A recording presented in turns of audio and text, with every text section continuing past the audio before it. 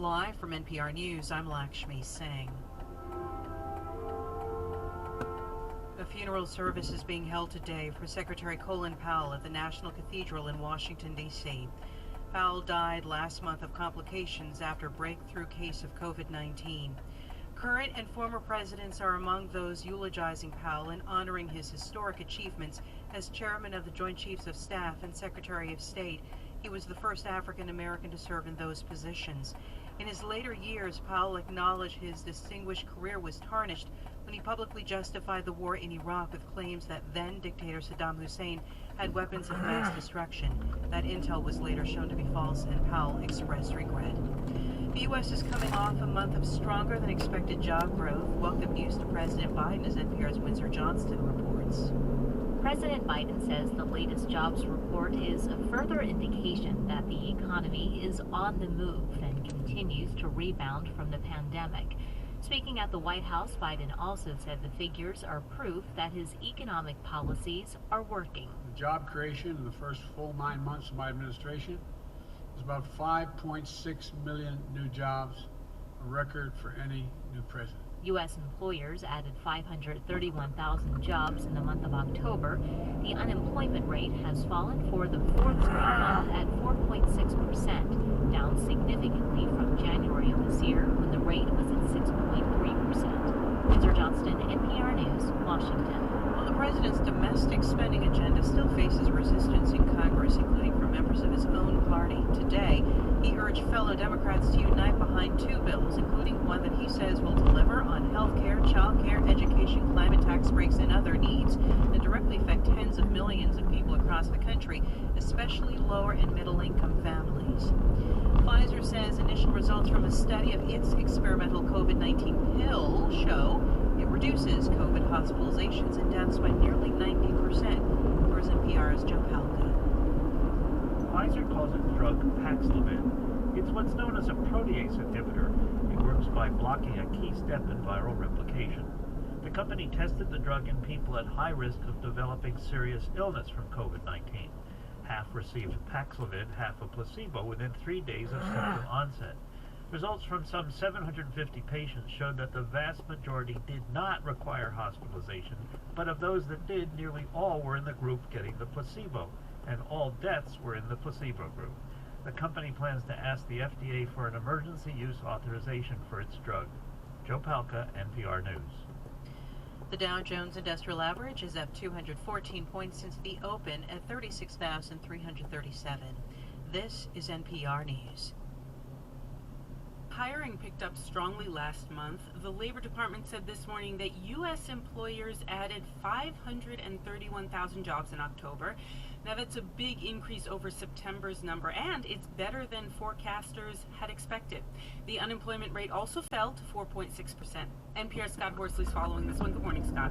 Good morning. So the country, as you know, went into a slump around Labor Day. Does this mean we're out? We're getting out. October's numbers were still not as strong as the million-plus jobs that the U.S. added back in July, but they're certainly moving in the right direction.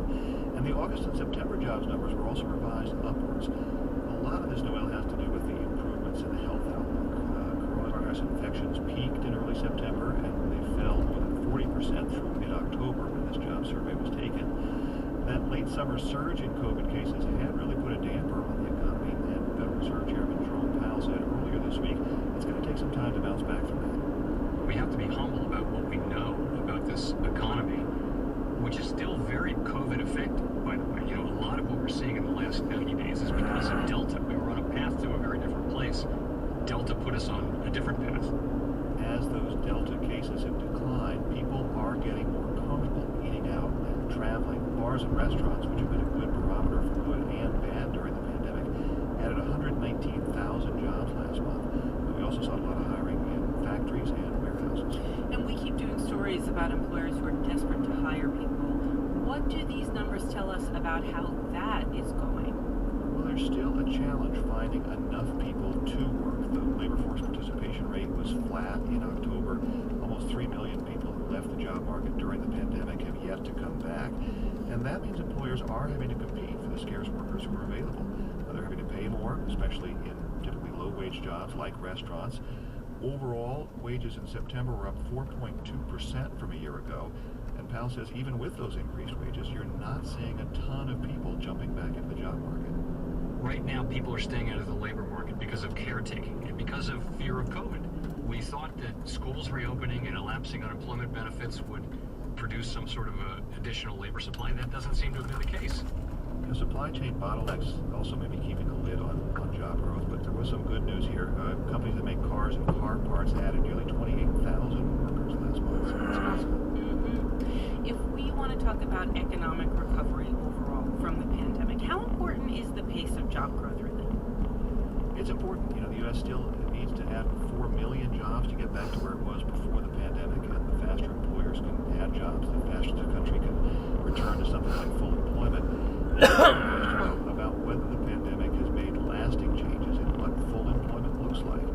When Karen Schenk's bartending job dried up in Tucson, Arizona last year, she moved in with her sister in California to save money, and she found a part-time gig as a delivery worker. Now she's been offered her old job back again, but she's not sure she wants to go back behind the bar. It's so nice to not be yelled at by somebody just because I wasn't quick on the draw with a Budweiser. And the choices that workers like Schenk make about when and where and even whether to go back to work also affect the path of the recovery. This is NPR's Scott Horsley. Thank you, Scott. You're welcome. Guyana, a country that's existentially threatened by climate change, is embracing oil production at a time when world leaders are negotiating how to cut back on fossil fuels. That started after the giant oil company Exxon struck oil off Guyana's coast a few years ago and made Guyana an apparently irresistible offer. I'm Camila Dominowski from NPR's Business Desk. Tap your screen now to hear why Guyana's betting on oil to save itself from rising seas.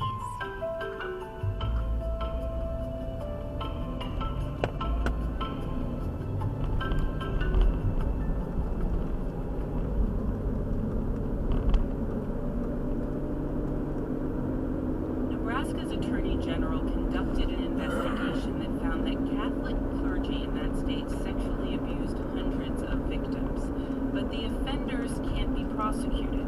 Nebraska Public Media's Will Bauer explains why that is. Nebraska Attorney General Doug Peterson's office identified 258 victims of sexual abuse dating back to the 1930s across the state's 3 Catholic dioceses. The extent of physical and psychological harm caused by the perpetrators and the failure of the church to safeguard so many victims is gut-wrenching. And Peterson says by no means did his office find every victim or abuser. In the 3-year investigation released Thursday, the office found evidence of 57 abusers, few of whom are still alive. Investigators found evidence that the church knew about the assaults and didn't properly report them to law enforcement. Peterson had this message for church leaders. Don't ever put the reputation of your association, your church organization, above protecting the children. According to the investigation, 91% of the victims were male. Nearly 60% were legal minors at the time of the abuse. The findings in Nebraska are not the first of their kind, and they fit into the bigger picture nationally. The Attorney General referenced similar investigations in Pennsylvania, Iowa, and Colorado. The sexual abuse victim, who showed up at the investigation's release, asked that we only identify her as Stacy. She says she was relieved at the announcement. I feel like people are listening now. I've never had that before. Nebraska's 3 Catholic bishops issued a joint statement responding to the report. In that, they say, quote, "It is clear that the hurt is still felt, even if the abuse was perpetrated many years ago." The statement went on to say that the bishops apologized to the victims and their families for the pain, betrayal, and suffering that never should have been experienced in the church. Despite all the evidence against the clergy, Attorney General Peterson says his office can't pursue criminal charges against any of the living abusers. That's because the statute of limitations has expired. The thing that's difficult and frustrating for us is that we've not been able to bring our own justice system to bear on those predators. And that's extremely frustrating. Extending the statute of limitations would need to be initiated by state lawmakers, and that's an uphill battle, but Peterson says victims could look into opening civil litigation on their own. For NPR News, I'm Will Bauer in Lincoln, Nebraska.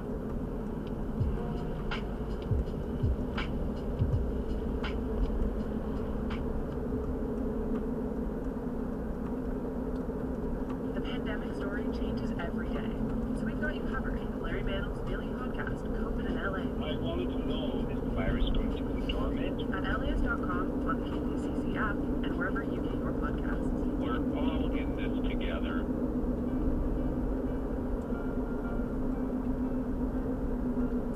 Good morning, it's Friday, November 5th. I'm Suzanne Wadley, and you're listening to the Daily Report from KPCC and LAist.com. Here's your quick news. Booster shots and pediatric doses of the Pfizer-19 vaccine are now available across Los Angeles County, but public health officials say the turnout of people seeking their first dose has been lagging.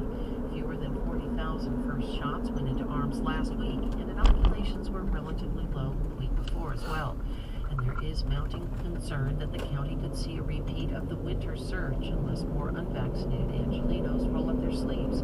County Public Health Director Barbara Ferrer says there are plenty of opportunities for hesitant people to get protected from COVID, and she reminds you that young children are duly eligible.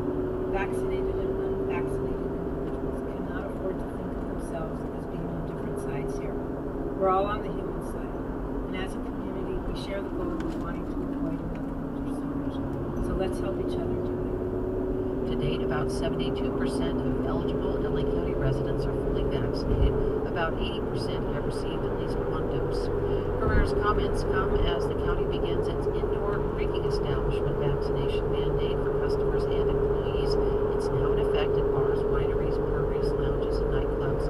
Anyone going inside these establishments must show proof that they are fully vaccinated against COVID. The city of Carson wants Governor Newsom to declare a state of emergency in response to the persistent rotten egg smell in the Dominguez Channel.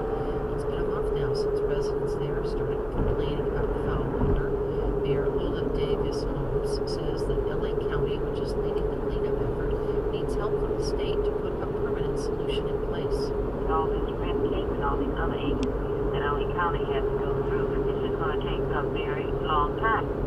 The odor is believed to be coming from rotting plants at the bottom of the channel, so one possible course of action is to dredge it or to just remove the decaying matter. But the LA County Department of Public Works has said that doing this will require a lot of time and coordination. The city of Carson itself declared a local emergency last week to secure more assistance to knock out the smell, and LA County Board of Supervisors then followed suit Tuesday. Supervisor Holly Mitchell explains. We can accelerate the procurement of vital supplies and potentially obtain reimbursement and assistance from the state and the federal government.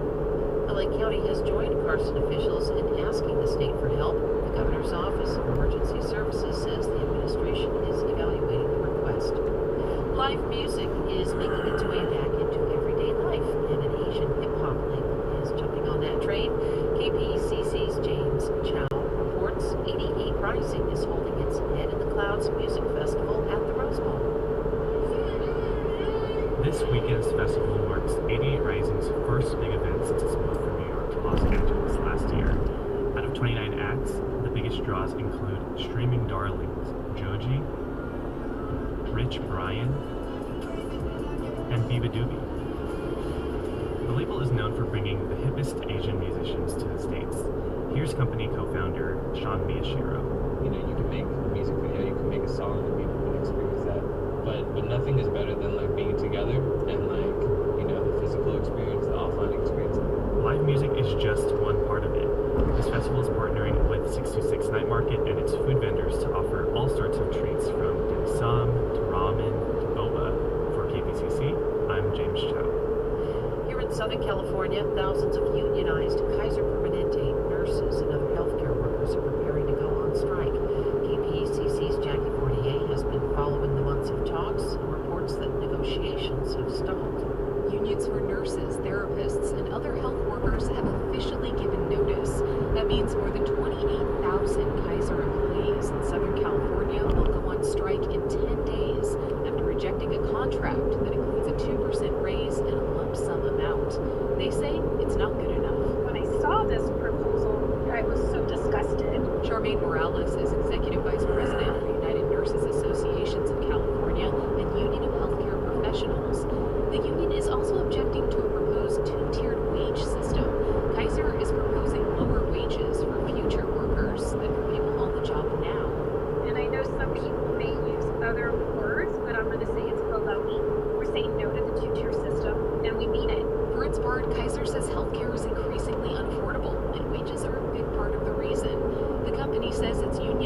workers earn 26% above the average industry wage. The two-tier system would help keep costs down without cutting the wages of current employees. That doesn't sit well with Doug Wong, a physician assistant who provides mental health services at Kaiser Permanente Riverside. You walk in from the employee parking lot and they have signs saying, you're a hero. And then it comes to negotiations. Wong has been helping people digest the trauma of losing their family members to the virus. He feels like the change in attitude from Kaiser Permanente is a betrayal. To have that sort of pulled away does sort of shake an understanding that you thought you had. California law requires a 10-day strike notice so that hospitals can prepare. If a solution isn't reached, pharmacists, nurses, therapists, and others won't show up for work starting November 15th. Covering health, I'm Jackie Fortier. You're likely waking up to dense fog in your area this morning. It'll return again overnight. This afternoon, coastal areas will remain on the cool side, while far inland areas will see one more warm day before cooling prevails this weekend through early next week. Beach highs will be around 70, farther inland around 80 degrees, and coastal valleys will be in the mid-80s. Thank you for listening to the LA Report. I'm Suzanne Watley. Join us again next time. Meantime, you can read more news at laist.com and listen live at kpcc.org.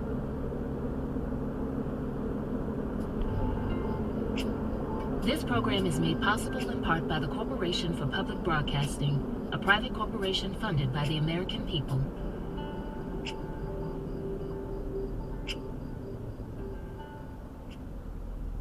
A team at NPR has been examining documents that illuminate connections between a far-right group and law enforcement.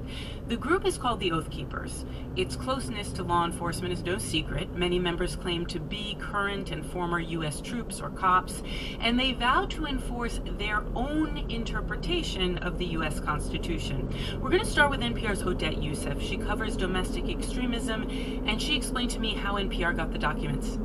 In September, there was an anonymous hacker who obtained information from the Oath Keepers web servers. Noel, this included information such as chat logs within the group, emails, and a spreadsheet with tens of thousands of rows in it of current and past members to the Oath Keepers. We looked through that spreadsheet to try to find if there were law enforcement officials in the nation's three largest cities, New York, Chicago, and LA. In Chicago, I found 13 names on the Oath Keepers list that match officers that are currently serving on the force. And of the three cities that we looked at, this was the largest number that we found in a single agency.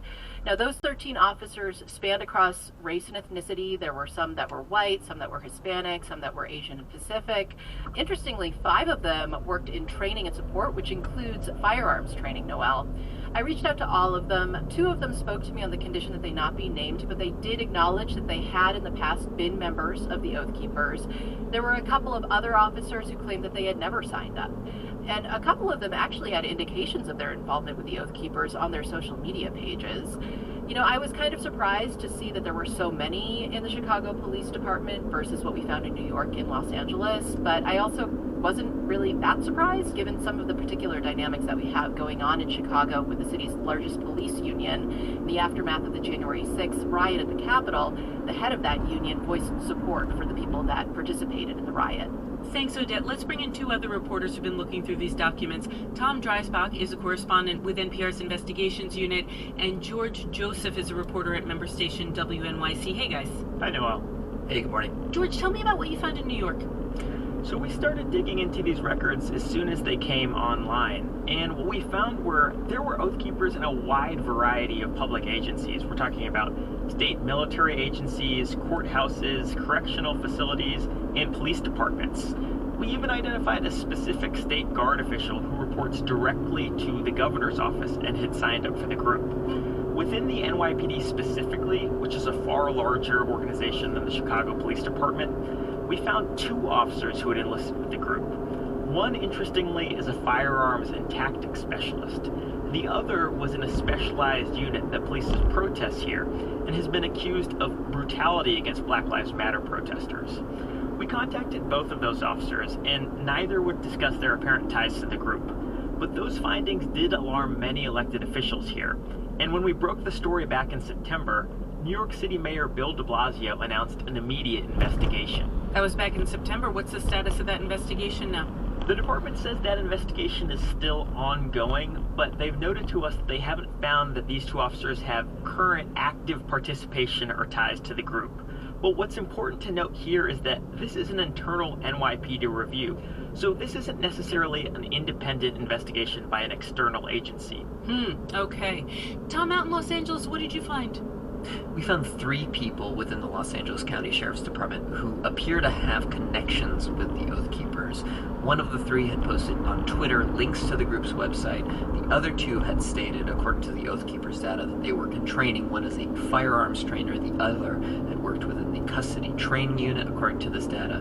Now, none of them had responded to our requests for comment. The Sheriff's Department, for their part, told me that they had assigned a supervisor and launched an administrative inquiry in response to our reporting, but they could not comment further.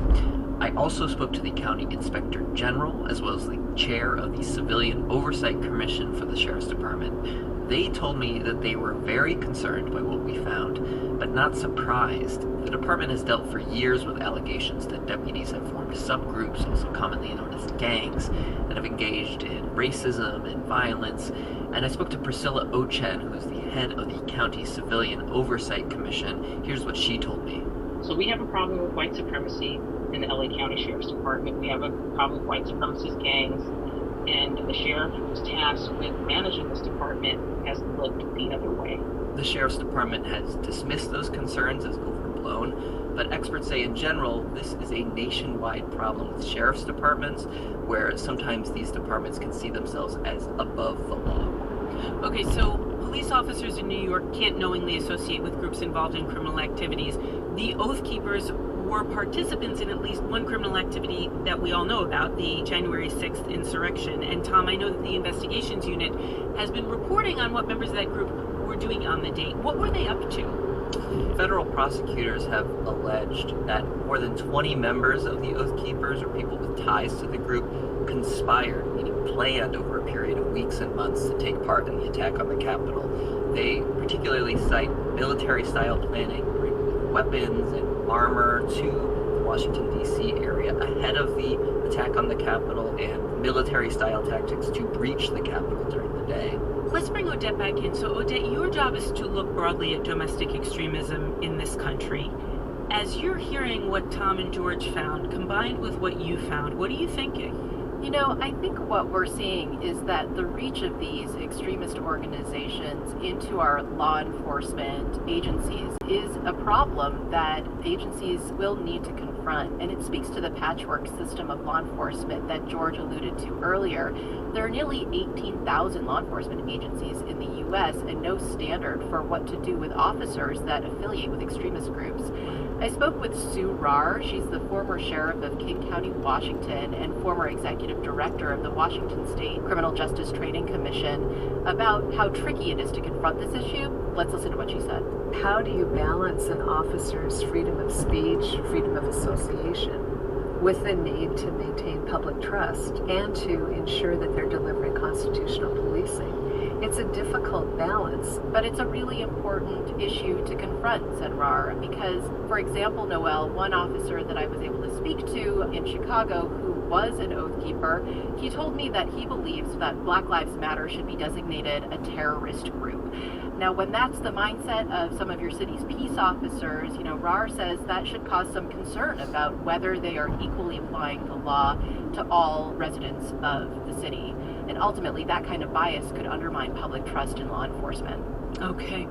Odette Yousef covers domestic extremism for NPR. We also heard from Tom Dreisbach with NPR's Investigations Unit, and George Joseph, who's a reporter with member station WNYC. Thank you all so much for your time today. Thank you. Thank you, Noel. Thanks.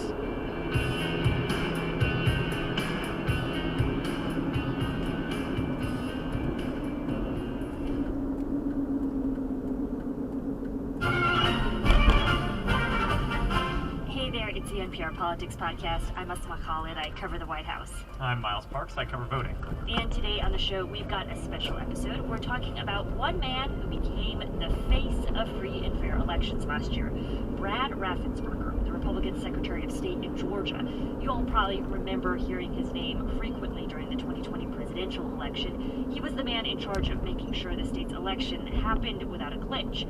But Miles, let's be real, the Secretary of State of Georgia is not really a high-profile national job, but Raffensperger gained notoriety, it seems, kind of by accident. Yeah, he did, and I think what's really interesting when you look at his political career and zoom out a little bit, this is a guy who didn't enter politics until he was in his mid-50s. He runs for office, and then he has one of the most conservative records in the Georgia House when he's in that body of government, becomes Secretary of State, and now he's in this weird position where this bona fide Republican in the Georgia House is now having his Republican credentials kind of taken from him. He's considered like a traitor for going against President Trump in this now very famous phone call that happened last January, where President Trump calls him and basically says there's been all of this election fraud, here's all of these numbers. You know, the people of Georgia know that this was a scam. And because of what you've done to the president, a lot of people aren't going out to vote. And a lot of Republicans are going to vote negative because they hate what you did to the president. And then Raffensperger, in this what has now become the most famous moment of election officials standing up for democracy, basically tells the president, who is in his own party, that no, you are incorrect. This election was fair and free, and you lost. Raffensperger has a new book out, which includes details all about that moment. It's called Integrity Counts, and Miles, you and Stephen Fowler of Georgia Public Broadcasting recently spoke with him about it. I'm sure the very first place you started was with that phone call. Exactly, you have to start there, right? And I mean, I asked Raffensperger, you know, you're on the phone with the President of the United States, and he's telling you people are laughing at you behind your back. He's listing off all of these numbers. Talk me through what's going through your mind. All of his numbers were wrong. That's really what it went through. So I want to just be very specific, calm, factual, respectful, and explain that the number that he just shared, for example, 5 or 10,000 dead people that voted. At that time, we had 2. Now we found 2 more, so we're still less than a handful of dead people that voted in Georgia. He talked about underage voting, people